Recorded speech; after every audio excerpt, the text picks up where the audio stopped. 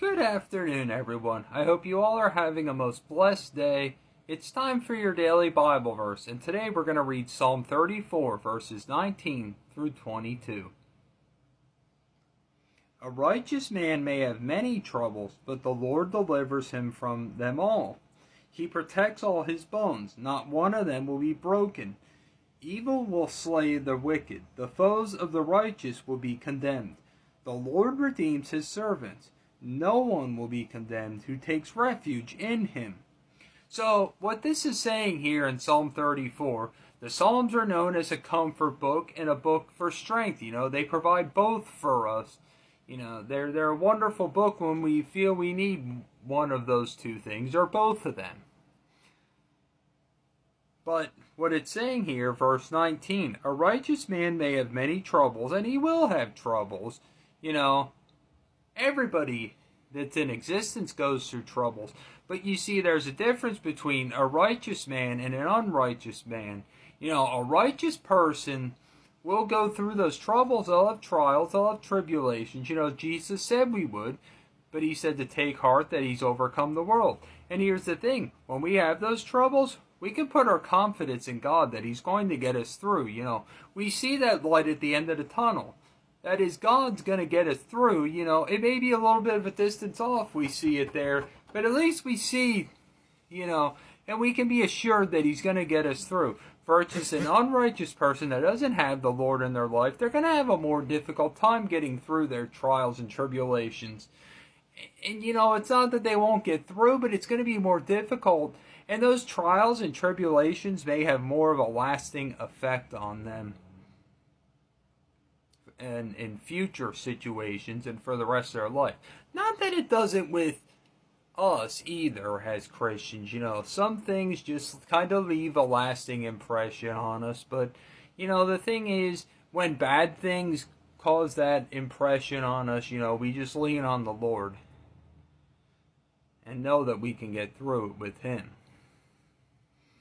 But the Lord delivers him from them all. The Lord will deliver him from it all. He protects all his bones. Not one of them will be broken. First of all, the Lord will keep us safe. But another thing, this is actually already looking ahead to already here in the Psalms, This is already talking about actually at the end of John, if you recall. When Jesus and everyone else was hanging, the two thieves were on the cross there, how they broke both the thieves on the cross next to them, the criminals on the cross. They broke their legs, but you notice they didn't break Jesus' legs. He was already dead.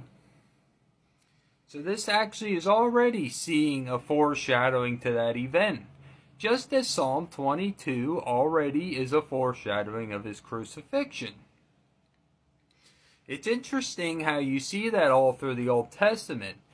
It's already a foreshadowing to the New Testament. That is why I cannot stand when people say to ignore the Old Testament and don't read it because it's not important. That is a bunch of nonsense, and if anybody else tells you that, ignore it because it's not true. Evil will slay the wicked. Verse 21, this is.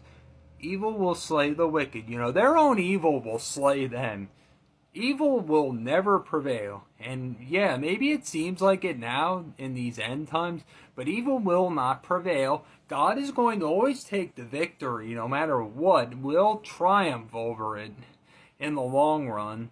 That's why Christians, all of us, can be confident in all this going on because the evil won't prevail. It will not go on forever, and we know how the story ends. We know how it's all going to end in the long run. The foes of the righteous will be condemned. The enemies of God's people will be condemned. And verse 22, the Lord redeems his servants. He redeems us all. And no one will be condemned who takes refuge in him. No one has condemnation who takes refuge in him. Nobody, by the way, has condemnation when they've accepted his free gift of salvation, which is Jesus Christ. Nobody's condemned after they have accepted him. That condemnation is gone. Everything they've done in their past is just their past now.